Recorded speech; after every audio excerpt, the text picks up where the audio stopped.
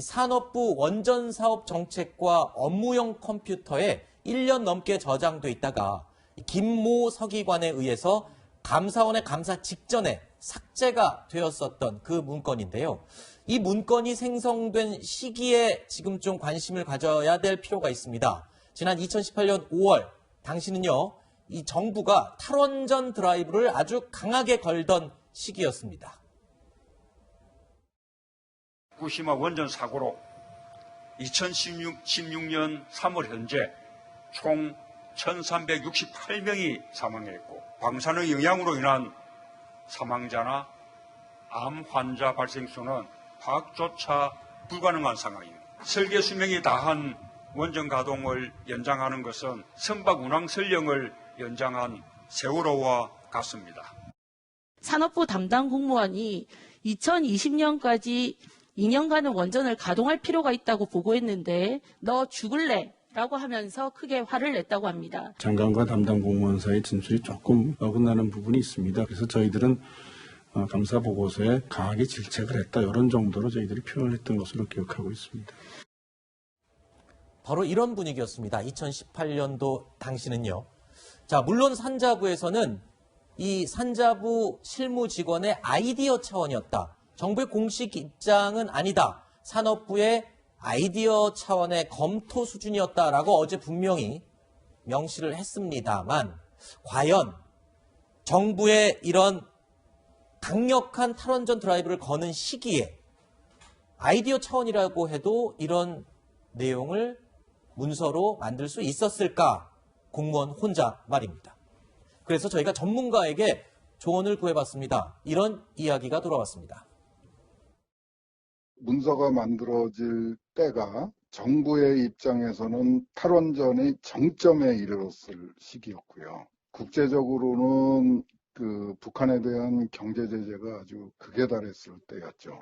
그런 상황에서 실무자가 국정 목표를 무시하고 세계적인 그 상황을 무시하는 그 문서를 만들었다는 게 현실적으로 상상하기 어려운 거죠. 실무자는 국정 목표를 넘어서는 아이디어를 내놓을 수가 없습니다. 탈원전 기조를 정면으로 위배하는 그 아이디어를 검토하고 있었다. 실무자가. 이건 상식을 넘어서는 거죠. 자, 이렇게 이야기가 들어왔습니다. 그러니까 그렇게 탈원전 드라이브를 강력하게 걸던 시기에 실무자가, 그것도 공무원이 국가의 중요한 정책을 거스르는 내용을 어떻게 아이디어로 낼 수가 있느냐. 이건 상식적으로 좀 이해가 안 되는 부분이다라는 지적입니다. 일단 작성한 사람이 이제 당신 이거 왜 작성했어? 저 이렇게 했는데요. 그 진술을 아직 모르기 때문에 네. 일단 우리가 추정의 영역입니다. 추정을 함에 있어서 이제 일반인의 상식을 가지고 전 추정하는 것이거든요. 저도 지금 방금 얘기했던 저 전문가 얘기에 동의를 해요. 그러니까 이제 공무원이 뭐 개인적으로 일하다가 남는 시간에 시키지도 않은 거 아이디어 쳐서 뭐 할 수도 있겠죠. 뭐 전혀 불가능한 건 아니겠죠. 근데 이제 저 문건을 보시면 개인이 그냥 아이디어처럼 정리한 메모랜덤의 양식이라기보다는 전형적인 저 공문서 양식입니다. 네. 그러니까 우리가 이제 정부 부처에서 외부에 보도자료 배포할 때 나왔던 그 양식이거든요. 보시면 네. 잘 아시겠지만. 그리고 내용이 상당히 구체적이에요. 네. 안을 세계적, 예를 들어서 북한이 전력이 부족하고 만약에 비핵화 협의가 되면 더 부족할 때니까 원전을 하는 게 어떨까 정도가 아니라 이란, 이안, 사만에다가 네. 거기다 장단점까지 굉장히 세세하게 이제 계획을 세워놓고 있거든요. 단순히 아이디어 차원을 넘어서 좀 구체적으로. 근데 더군다나 당시 어떤 상황입니까? 앞서 영상 보셨으면 대통령이 첫 번째 거의 공약처럼 말씀하신 탈원전. 그러니까 원전은 안전하지도 않고 경제적이지도 않기 때문에 이게 뭐 탈원전이든 아니면 에너지 다변화 정책이든 원전을 줄여나가겠다는 게 현재의 정책 기조 아니겠습니까? 그렇죠. 그리고 당시는 이미 이 한수원에서 월성 1호의 정지를 위한 결정하기 위한 이사회가 결정이 돼 있던 때고, 검찰에서 그 삭제된 문서 파일을 보면 이미 산자부 내에서는 청와대에 한수원에서 마치 이미 월성 1호의 폐쇄가 결정된 것처럼 보고하는 문건도 나왔거든요.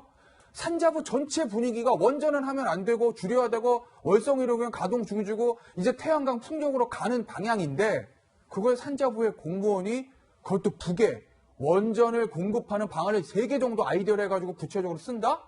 이게 저는 제 상식으로는 과연 정말 그 공무원이 시키지도 않고 묻지도 않았는데 혼자 아이디어 처리를 했을까? 네. 굉장히 저는 의구심을 가지고 있습니다. 네. 때 왜 우리는 논점을 두 가지를 다 뒤섞어서 하나로 만들죠? 네. 마치 짬짜면을 보는 것 같은 느낌인데요. 네. 탈원전 기조하고 이제 북에 만약에 원전을 건설하는 걸 검토했다고 하면 건설하는 걸 검토하는 거하고 뭐 어떤 관련성이 있는 거죠? 남한에는 탈원전을 해서 원전을 다 폐기하거나 중지하고 있는 마당에 북한에는 원전을 건설해준다. 건설해 앞뒤가 좀 안 준다는 게 맞지 아니고요. 않습니까? 건설하는 안을 검토할 수밖에 없었던 그렇죠. 상황인 거는 그 상황은 역사적인 부분을 네. 우리가 살펴보면 알 수 있잖아요. 그러니까 북한이 핵 개발을 한다는 거, 1차 핵위기가 발생하고 난 다음에 1994년도에 제네바 합의하잖아요. 북미가. 제네바 합의하고 난 다음에 경수로 2기 건설하는 문제 합의했던 거잖아요. 네. 경수로를 실제로 건설하는 중이기도 했습니다. 네. 근데 지금은 뭐 폐허처럼 방치되어 있는 상황이고요. 2005년 육자회담 할 때 그때 9.19 공동성명 하잖아요. 9.19 공동성명에도 경수로 건설 문제 합의한 것으로 돼 있어요. 그러니까 북한의 전력난을 해소하기 위해서 원전을 건설하는 방안은 국제적으로 이미 합의가 어느 정도 됐던 거예요. 그러니까 만약에 남북관계가 개선될 때 북측이 원전 건설 문제를 다시 얘기한다. 비핵화의 전제 조건으로 들고 나온다고 할 때 그때 우리는 어떻게 할 것인가. 이런 문제에 대해서 내부적 검토할 수 있는 거 아닙니까? 그거하고 탈원전 우리 정부에서 추진하고 있는 기조하고 두 가지가 왜 관련성이 있는지 전 좀 개인적으로 이해가 안 되고요. 네. 또 하나는 4.27 남북 정상회담에서 크게 큰 틀 안에서 두 가지를 합의했어요. 군사적인 적대 행위를 하지 않는다. 비핵화의 전제 조건으로. 그리고 남북 간에 향후 지속적으로 뭔가 경제 협력이라든가 이런 것들을 한다고 하면 네. 당시에 증시 상황 아시는 분들도 아시겠지만 남북 경협주들이 막 급등했어요. 전력주, 그다음에 자원개발주, 관광주 이런 것들이 급등했던 건 뭐냐면 앞으로 남북 관계가 계속 뭔가 협조하거나 협력적 관계로 나갈 것이다라고 하는 기대감이었단 말이에요. 네네. 그러면 정부 차원에서 각 부처별로 남북 관계에서 뭘 협력할 수 있는지 알겠습니다. 아이디어를 내라고 얘기할 수 있는 거 아닙니까? 알겠습니다. 근데 그게 콕 찍어가지고 원전 건설하는 방안 내라고 얘기하는 것하고는 어감이 완전히 다르잖아요.